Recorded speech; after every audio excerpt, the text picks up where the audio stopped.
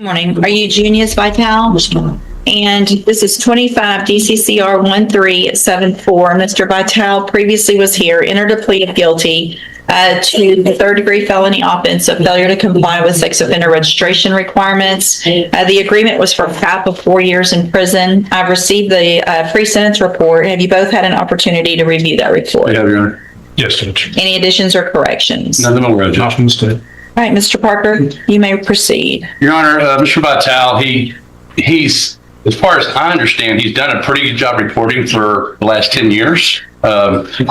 He's lived around here, and he's also lived in the Houston area. I think the Houston was the last place that he was registered properly.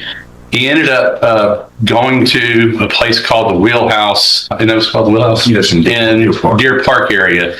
He tried to register there, but he wasn't actually a resident. He was doing jobs out of there, but he was living in his car. And then when they denied him because of city ordinance, that's why he couldn't live there, city ordinance rules, then he appealed it and it still got denied. And then he applied. He was going back and forth between his sister's house in Beaumont and working there in Houston, and he tried to. Then you try to apply here in Beaumont as well.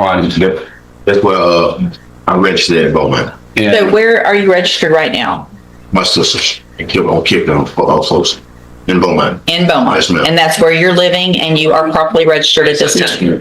and I believe he's had some issues in the past. He had a substance abuse issue. He's done well with that. I think, he's not one that just ignored what he's supposed to do. I think he's tried, which is way more than I can say for a lot of people. And we're asking the court to give him probation, Judge. Mr. Smith? Judge, the state's going to argue for 4 years in prison in this case. The nature of the previous fairly aggravating, and he was given probation initially, wound up getting revoked when he committed a new offense, and was revoked and sent to TDC for a 30-year sentence and then a 20-year sentence.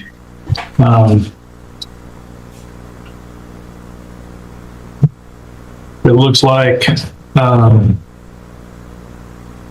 the PSI notes that even though the criminal history is limited, the circumstances of the offenses are severe. He was given probation in the past that resulted in revocation, and looks like he does try to justify his actions in the PSI interview. I may respond. Hold on, I just wanted to, when did you parole out? How long have you been out? 2015. 2015? And so since 2015, there haven't been any issues with reporting or... And it looks like, so while you were since you've been on parole, you've also gone to ISF, correct? Yes, ma'am. Okay.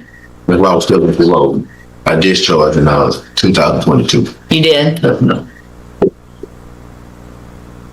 And I would just like to say that, part of his revocation was, as according to him, and I think the probation officer, was substance issues, and I think that's part of the reason why he didn't get Well, yeah, I mean, it was revoked a year after based on a possession case. And that, I mean, I don't disagree with Mr. Smith, but the criminal history, I mean, we're talking about 1991, 1993. We've had 11 years of reporting, and the Wheelhouse is somewhere, I understand you're trying to get some help and do some good things, but you understand you can't do that if you can't. Yes, ma'am. You have to be able to be somewhere where we know where you are. Yes, ma'am. And that you're properly registered. And that's when they went and denied me out there. Go ahead. When they denied me out there, I talked to them.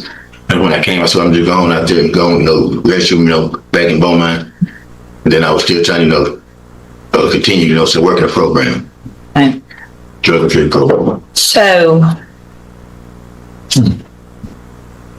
are you clean now? Yes, ma'am. It was at this moment that he knew. fucked up. Let's just double check that this morning, okay? Have a seat in the jury box. I'm gonna have you drug tested this morning.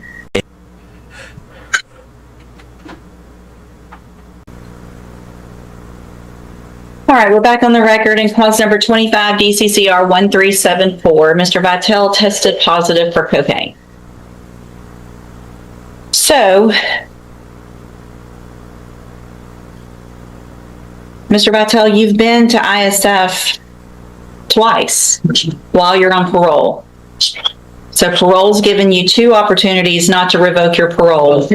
And you get off parole and here you are with another felony and you're using cocaine again. You need some help, Mr. Ma'am. I'm sorry? I just need help.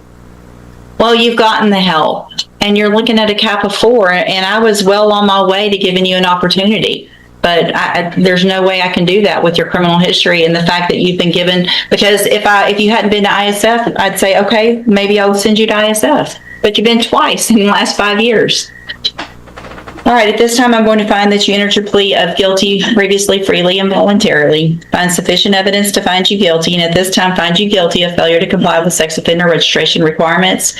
Sentence you to a term of 4 years in the institutional division of the Texas Department of Corrections. You will receive credit on that sentence for any time that you've been in custody that the law gives you the right to receive. I'm handing you the trial court certification that shows that this was an agreement that I followed, and so you've waived your right to appeal. I also handed you a written admonishment regarding your ineligibility to possess a firearm or ammunition. Because of the judgment entered against you, you're ineligible under Texas law to possess a firearm or ammunition. Possession of a firearm or ammunition could lead to charges against you. If you have any questions about the laws that make you ineligible to possess a firearm or ammunition, or about how long that lasts, you can talk with Mr. Paul. All right, good luck to you, sir. You can go back with the bailiff. Mr. Paget on Catherine Bautista. Yes, I've always